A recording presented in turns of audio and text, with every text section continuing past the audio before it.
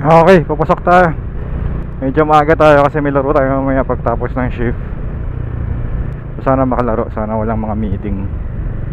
Meron kasi tayong tinatapos na isang critical na naman. Actually, matagal na siya. Hindi siya critical. Nagreklamo na yung business. Hindi pa rin tapos hanggang ngayon. Isang taon na yata.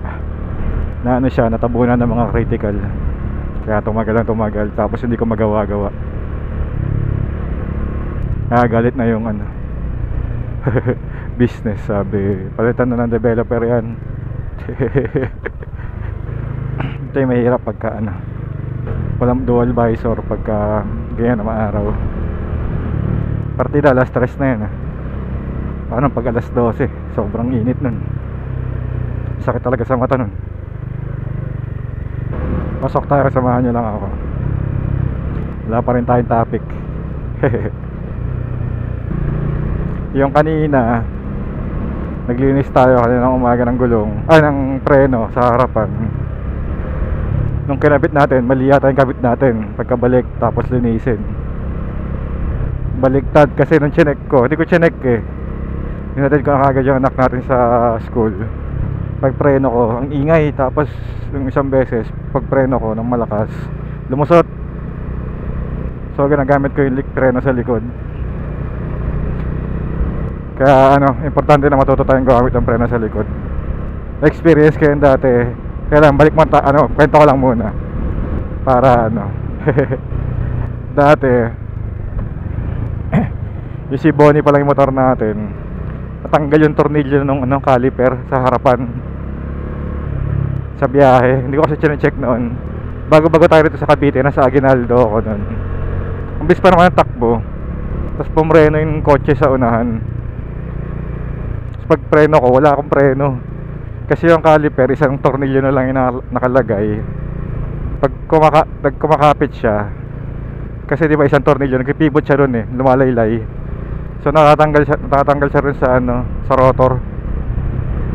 So pag preno ko, wala akong preno. Pumreno yung nasa unahan ko, pinreno ko yung likod.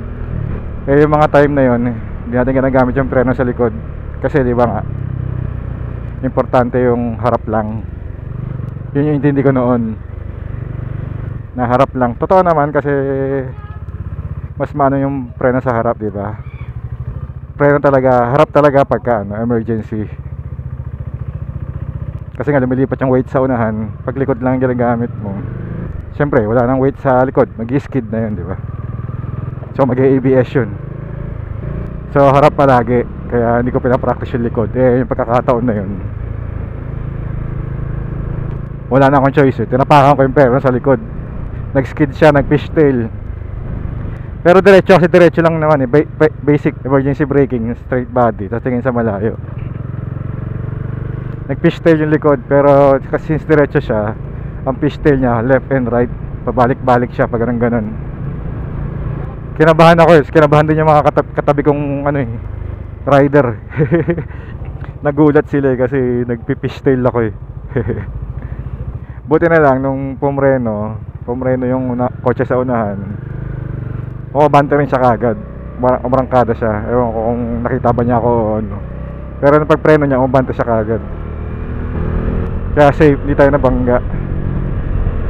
Tapos isa pang example, yung bago tayo nagmomotor, nasa opisina tayo, nasemp lang tayo sa parking. Tapos tumama yung preno, naputol. So hindi ako nakauwi, pinarado ko siya doon, iniwanan ko siya, nagano na lang ako, angkas. Tapos kinabukasan bumili ako ng brake lever, doon ko siya kinabit. Kita nyo, hindi ko na magamit yung preno sa likod, iniwanan ko pa yung motor doon. Kung marunong akong gumamit ng preno nun sa likod, hindi ko iwanan, may iuwi ko siya, hindi na ako mag-aangkas, di ba? Gastos pa kung tutuusin.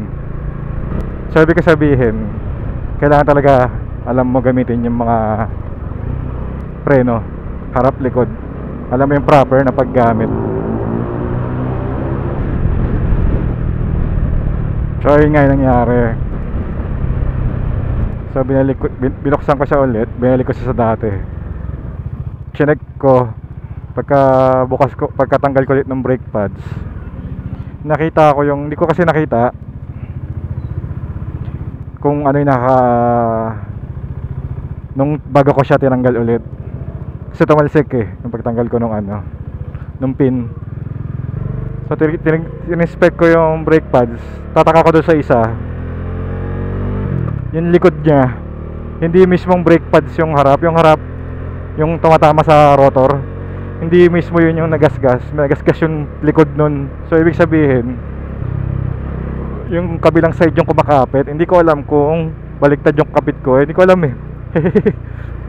Kaya minessage ko agad si Pres noong naramdaman ko may mali. Sabi ko, Pops, pwede ba yung kabit ng baliktad? Sabi niya, pwede, kasi sabi ni Pres, pwede naman, pwede mo pagpalitin yan. Yung nasa kanan na rotor tsaka nasa kaliwang rotor, pwede mo pagpalitin, sabi niya.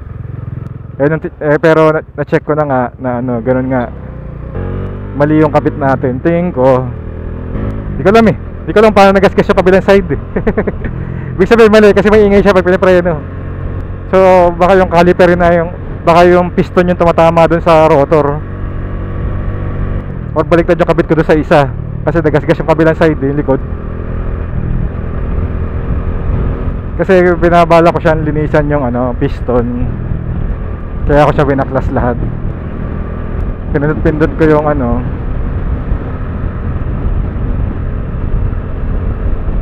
yung preno para umangat yung piston nang walang brake pads. Tapos yun yung binrush ko.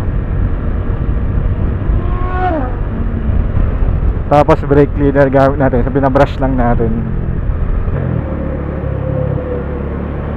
Itim yung pantalon natin, ang init sunog sa init ng panahon sa araw.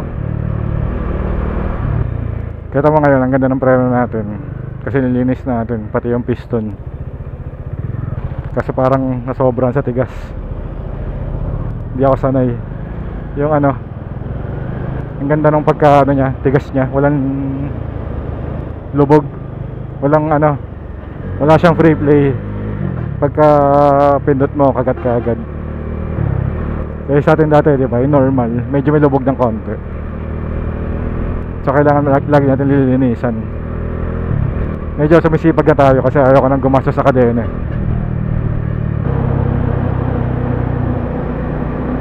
Bilis itong truck na to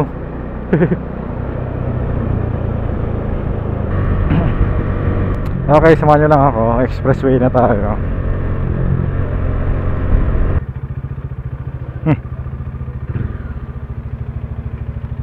Nung Friday pa, hindi pa rin nag-reflect hanggang ngayon. 1K. Last week pa tayo nag-load Hindi pa rin siya nagre-reflect. Hindi pa rin nila naayos. Grabe naman yung delay na yan. Oras sa 3:20 port, hindi ko nakita kung oras tayo malis Hindi natin space to.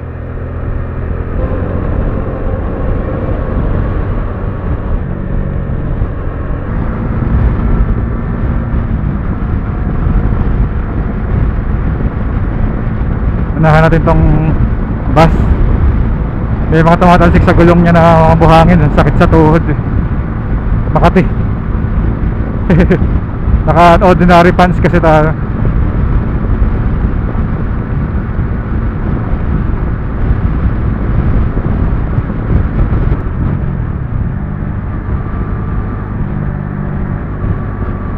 Sorry na, may tumatalsik. Sakit.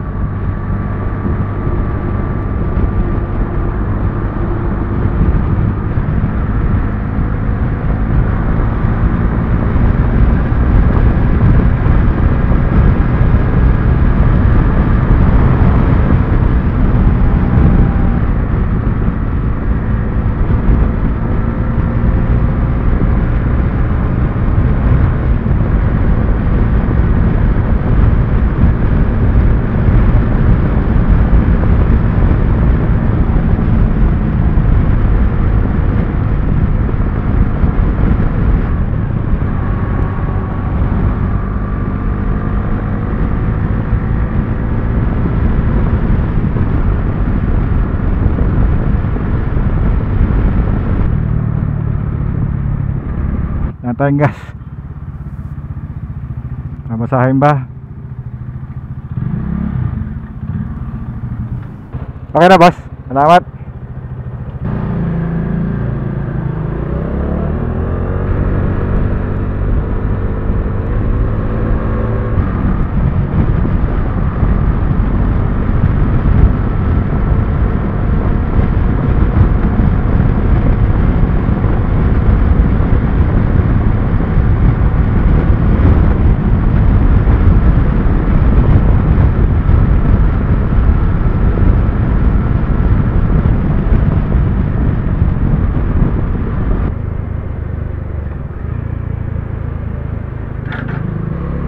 Okay, Naiya X. Sana naman Monday ngayon, tapos maaga pa. Sana dire-diretso.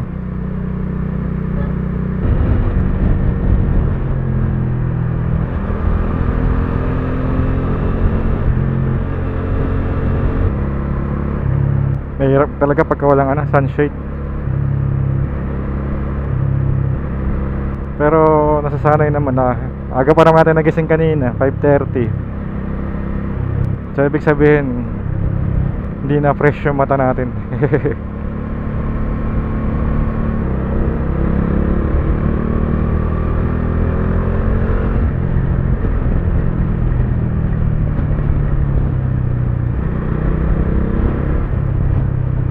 Boom. Siksikan. Tollgate na naman ang issue.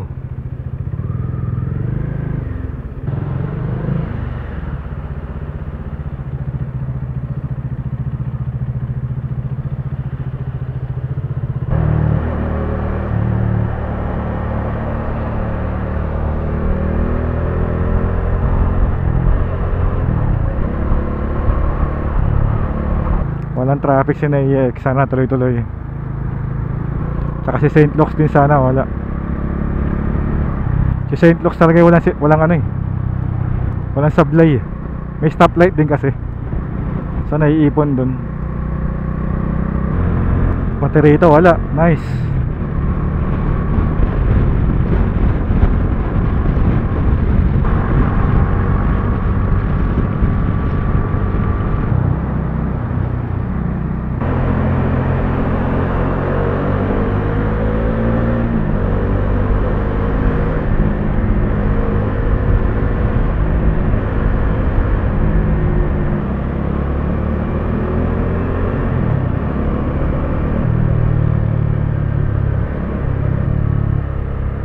Okay, bilis lang natin. Walang traffic eh. Dito lang talaga. Kasi wala talagang pag-asa rito sa St. Luke's. Yan na talaga yun eh. Kasya ba tayo? Kasya sila eh. Kasya. Minsan kasi kahit kasya, hindi kaya ng skill. Yung skill ang problema natin eh. Hindi kasya eh. Hindi pasok yung skill.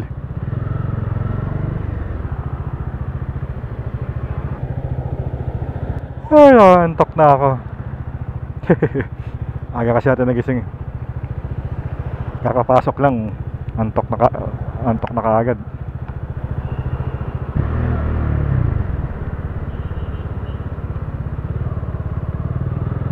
Okay, opisina na tayo. Dito na natin tapusin.